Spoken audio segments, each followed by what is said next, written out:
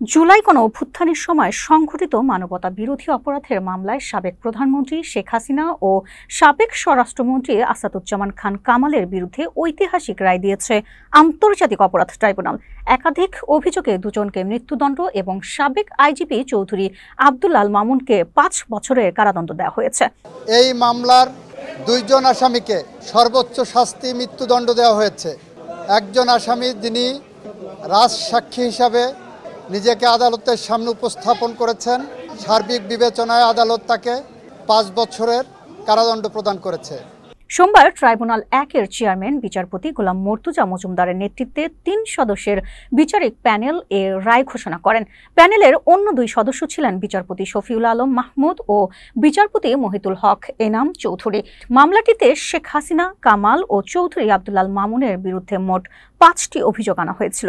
অভিযোগগুলো হলো উস্কানিমূলক বক্তব্য প্রদান, প্রাণঘাতী অস্ত্র ব্যবহার করে আন্দোলনকারীদের নির্মূলের নির্দেশ, রংপুরের বেগম রোকেয়া বিশ্ববিদ্যালয়ের ছাত্র আবু সাইদকে গুলি করে হত্যা, রাজধানীর চানখারপুর এলাকায় ৬ আন্দোলনকারীকে গুলি করে হত্যা এবং আশুলিয়ায় ৬ জনকে পুড়িয়ে হত্যার অভিযোগ প্রমাণিত হওয়ায় শেখ হাসিনার বিরুদ্ধে আনা ৫ অভিযোগের মধ্যে ২টিতে মৃত্যুদণ্ড এবং ১টি অভিযোগে আমৃত্যু কারাদণ্ডের রায় হয়।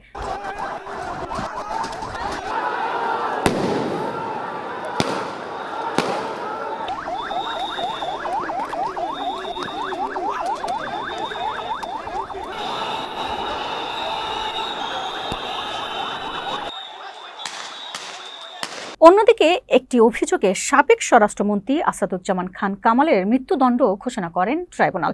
এই মামলায় আপ্লুত ভার বা রাজসাক্ষী সহ ভূমিকা রাখায় পুলিশের সাবেক মহাপরিদর্শক চৌধুরী আব্দুল আল মামুনকে ৫ বছরের কারাদণ্ড দেওয়া হয়েছে। গণ অভ্যুত্থানের সময় সংঘটিত হত্যাকাণ্ড সহ মানবতা বিরোধী অপরাধের প্রথম মামলার রায় হিসেবে এটিকে ঐতিহাসিক রায় বলে মনে করা হচ্ছে। আজকে বাংলাদেশের ইতিহাসের অন্যতম একটি রায় হয়েছে। আপনারা যারা বলছেন শেখ হাসিনার মামলার কি রায় হলো, আমি বলছি জুলাই বিপ্লবে যারা শহীদ হয়েছেন তাদের মামলার কি রায় হলো। আমরা বলতে চাচ্ছি জুলাই বিপ্লবে শহীদদের মামলায় শহীদরা ন্যায় বিচার পেয়েছেন, রাষ্ট্র ন্যায় বিচার পেয়েছে, প্রসিকিউশন পক্ষ ন্যায় বিচার পেয়েছে। তবে মৃত্যুদণ্ডপ্রাপ্ত ২ আসামি শেখ হাসিনা ও কামাল বর্তমানে পলাতক এবং ভারতের বিভিন্ন স্থানে অবস্থান করছেন তারা। অন্যদিকে দণ্ডপ্রাপ্ত সাবেক আইজিপি মামুন এখন কারাগারে। জুলাই গণ অভ্যুত্থানের জটিল প্রেক্ষাপটে এই রায় সর্বমহলে তীব্র আলোচনা জন্ম দিয়েছে। আইনগত প্রক্রিয়ার পরবর্তী ধাপ কি হবে তা এখন দেখার বিষয়।